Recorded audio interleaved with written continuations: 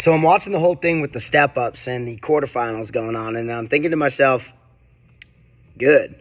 CrossFit's starting to hold the line. They're starting to hold the line on a standard, something they should have done a very long time ago. And a lot of the people crying and complaining about it are the same people that for the last decade, when I've been in scenarios where I've been around elite CrossFit athletes, had the privilege to compete alongside some of these people,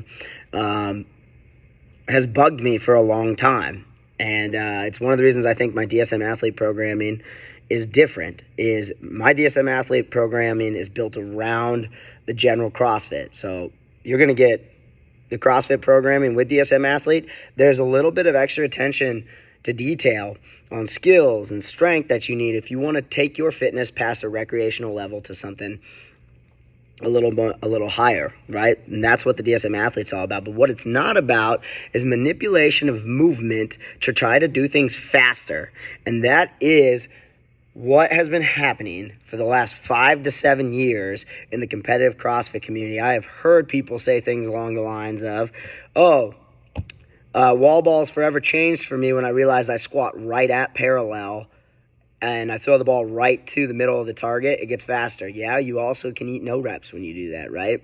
So in a live competition, you eat those no reps and move on. Because in no way am I accosting that these people aren't actually fit. I'm not saying that.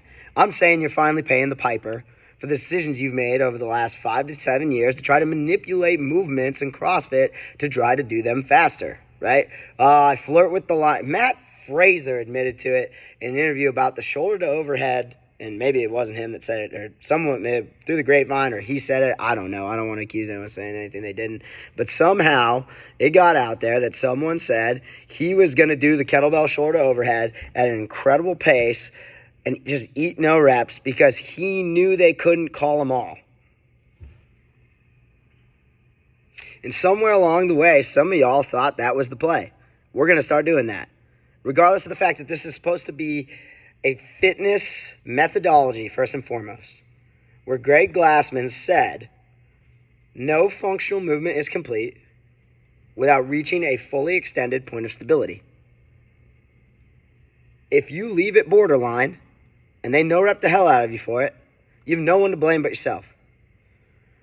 And the reason that DSM athlete, and full circle here, why I think DSM athlete programming is different than all that is we're not going to prioritize any of that.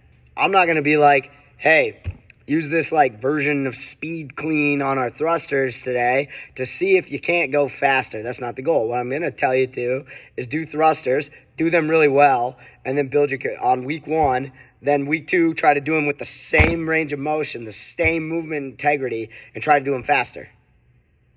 It's that simple, okay? Because integrity and movement comes before everything else, right? So if you're getting knocked about the box step-ups here in the quarterfinals because, you didn't fully extend your hip, you were looking down, all that stuff, it's paying the piper for years of elite-level CrossFit athletes trying to manipulate movements so that they can do them faster.